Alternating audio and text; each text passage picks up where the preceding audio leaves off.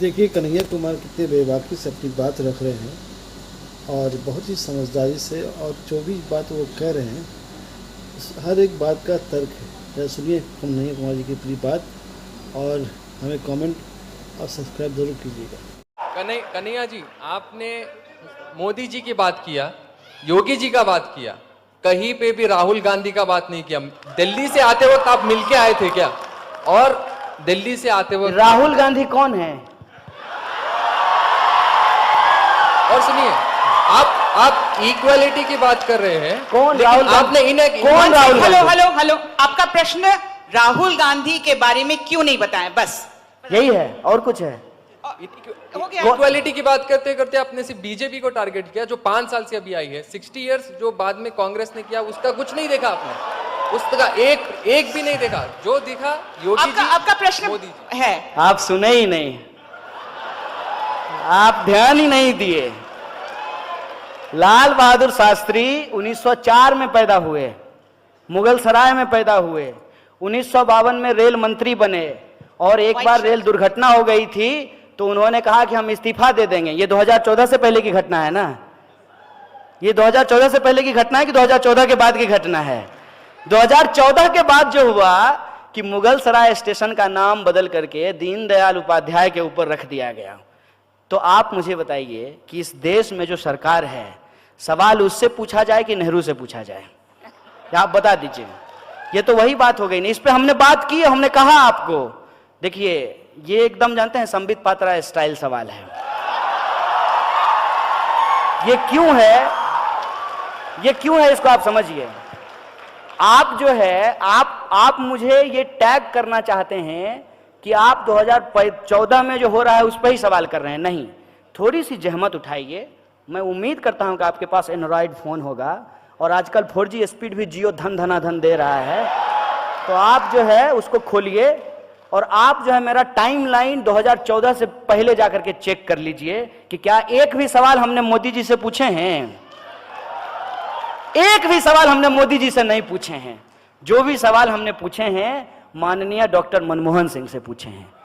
यही हमारी जिम्मेवारी है बतौर नागरिक, बतौर सिटीजन ऑफ दिस कंट्री।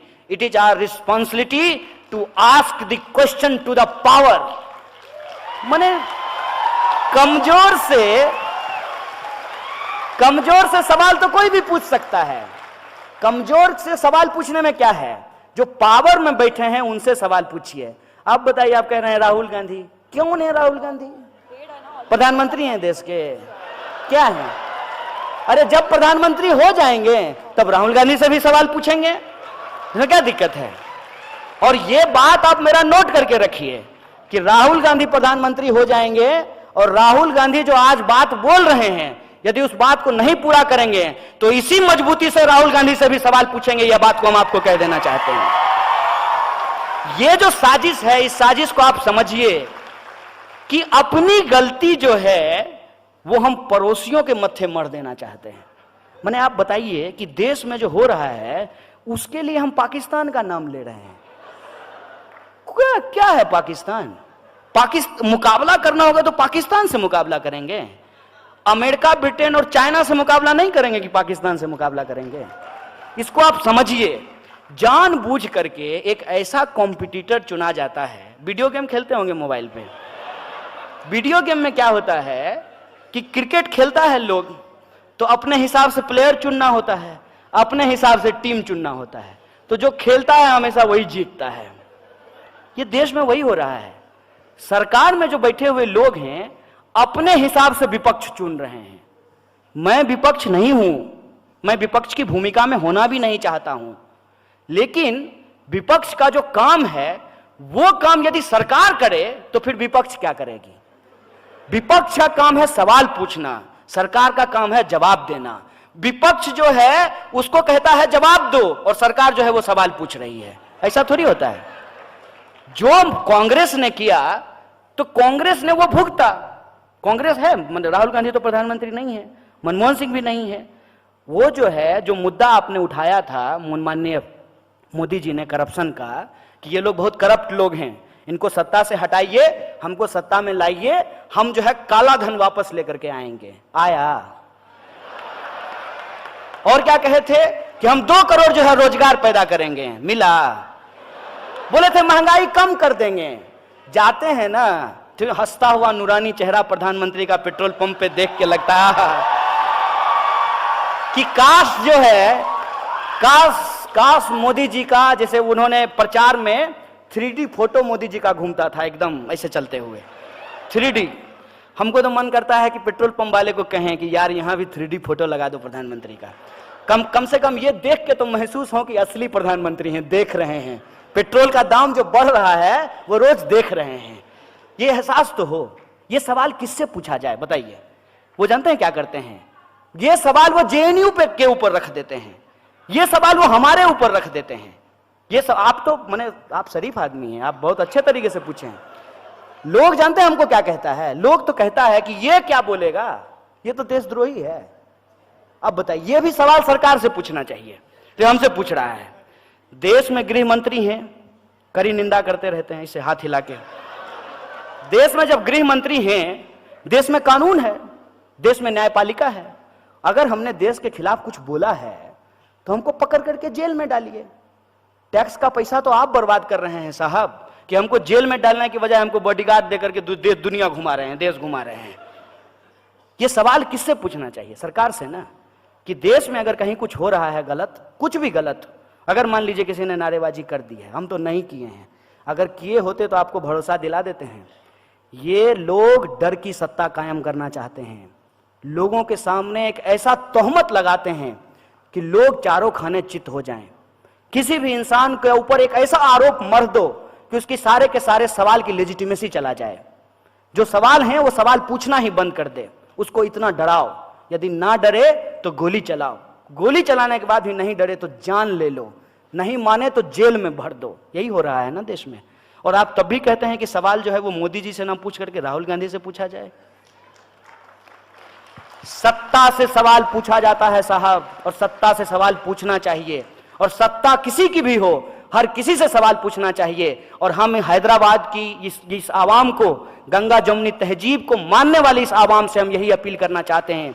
आप तमाम नौजवानों से यह अपील करना चाहते हैं कि कोई भी सरकार जिसको आपने अपना समर्थन दिया है, वो जब चुन करके आए हैं उसका घोषणा पत्र आपके हाथ में होना चाहिए। मैंने ठीक है, आजकल ऑनलाइन का जमाना है, डाउनलोड कर लीजिएगा इनके वेबसाइट से, वो पढ़िए उसको और देखिए कि इसमें से कितने सवाल हल हुए हैं। और ये तो साजिश है ना कि 2014 में भी ऐसा होता था, 2012 में भी ऐसा होता था, 13 में भी ऐसा होता था, तो मतलब ऐसा ही होता रहे तब तो बहुत अच्छा है ना। कि अभी बीजेपी कह रही है कि कांग्रेस के समय में भी गरीबी है इसलिए हम गरीबी दूर नहीं करेंगे। कल को यदि कांग्रेस जीत करके आए तो कांग्रेस कहेगी तो बीजेपी को जिता करके देख लिए, वो थोड़ी गरीबी दूर किया, अब हम भी गरीबी दूर नहीं करेंगे। इसका आप जेनेसिस समझ रहे हैं? ये जो सवाल जिस तरीके से आज उठाए जा रहे हैं, आप भी उसके शिकार हो गए हैं, ये हमको कहां पहुंचा देगा उसका मतलब समझ रहे हैं? इसका अर्थ आप समझ रहे हैं कि डेमोक्रेसी होगा ही नहीं, डेमोक्रेसी बचेगी ही नहीं। और इसका एक सबसे बड़ा जो खतरा हुआ है, एक आखिरी बात आपके सवाल को रिस्पॉन्ड करते हुए कहता हूं कि इस देश के एक पार्टी के एक अध्यक्ष को यह हिम्मत कहां से आती है कि वो कहते हैं कि 50 साल राज करेंगे। Who are you? राज करेंगे? ये भाषा कहां से आई है? कैसे ये भाषा निकाल पाते हैं लोग? क्योंकि उनको भरोसा है कि जब भी वक्त आएगा कांग्रेस बीजेपी करके अपनी गलती किसी और के सर मढ़ करके, हिंदू मुसलमान करके, समाज का ध्रुवीकरण करके चुनाव जीत जाएंगे, हमको कौन हरा देगा। और हारने की स्थिति आएगी तो ईवीएम जिंदाबाद। ये जो स्थिति है, इस खतरनाक परिस्थिति को आप समझिए। कौन होगा प्रधानमंत्री? कौन होगा प्रधानमंत्री? अरे ये कोई मैंने रॉकेट साइंस है कि आपको समझ में नहीं आ रहा है कि कौन होगा प्रधानमंत्री? अरे जिसको जनता चुनेगी वो होगा प्रधानमंत्री, इसमें कौन सी बुराई है? लेकिन ये सवाल कैसे प्रोजेक्ट किया जा रहा है?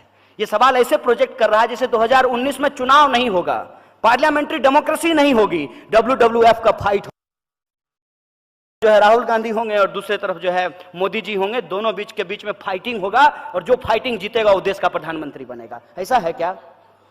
इस देश में 545 सीट पे चुनाव होना है, 545 सीट पे जब चुनाव होगा, उसमें जिसका बहुमत होगा, जिस सरकार की बहुमत होगी, जिस अलायंस का बहुमत होगा, वो लोग जाकर के अपना जो है प्रधानमंत्री चुनेंगे, वो अपना मंत्रिमंडल चुनेंगे। यही होता है ना पार्लियामेंट्री डेमोक्रेसी। ये प्रेसिडेंशियल मोड ऑफ डेमोक्रेसी है। ये अमेरिका तो नहीं है, ये हिंदुस्तान है ना। अमेरिका के चुनाव में और हिंदुस्तान के चुनाव में क्या फर्क है? अमेरिका में प्रेसिडेंशियल मोड ऑफ इलेक्शन है, जनता सीधे प्रेसिडेंट का चुनाव करती है। हम अपने यहां सीधे प्रेसिडेंट का चुनाव नहीं करते हैं, सीधे प्रधानमंत्री का चुनाव नहीं करते हैं, हम एमपी का चुनाव करते हैं। और हमारे एमपी जो हैं वो जाकर के प्रधानमंत्री का चुनाव करते हैं। इनको कौन ये पावर दे दिया है? हाथ में जो है माइक ले लिया और कैमरा ले लिया और अपने आप को दुनिया का सबसे स्मार्ट आदमी समझ रहे हैं। आप कौन होते हैं डिसाइड करने वाले? जनता डिसाइड करेगी ना। जनता जिसको मैंडेट देगी, जिस पार्टी को मैंडेट देगी, उसका प्रधानमंत्री होगा। योग इसलिए बोला गया है ताकि आपको यह कहा जाए, ठीक है यार 90 रुपए पेट्रोल खरीद रहे हैं तो क्या है, लेकिन पप्पू को वोट दे दें। इसलिए बोला गया है। यह साजिश आप समझिए। ये इसलिए बोला गया है कि आप हर सवाल के जवाब में यह कहें तो क्या राहुल गांधी को वोट दे दें। यह इसलिए कहा गया है। और एक बात मैं आपको बता देता हूं कि राहुल गांधी पप्पू हैं कि नहीं हैं, यह तब पता चलेगा ना जब वो देश के प्रधानमंत्री बनेंगे। लेकिन प्रधानमंत्री गप्पू हैं, यह पिछले 4.5 सालों में पता चल गया है। यह बात मैं आपको बता देना चाहता हूं। इसको इस तरीके से हम लोगों को सोचना चाहिए। और पार्लियामेंट्री डेमोक्रेसी में जिसकी जिम्मेवारी जो है उसको वो जिम्मेवारी निभानी चाहिए। और बतौर नागरिक मेरी जिम्मेवारी ये है कि सत्ता हमको कितनी भी डराने की कोशिश करे, हम सवाल पूछेंगे और तब तक पूछेंगे जब तक हमको जवाब नहीं मिल जाता है। बहुत बहुत धन्यवाद।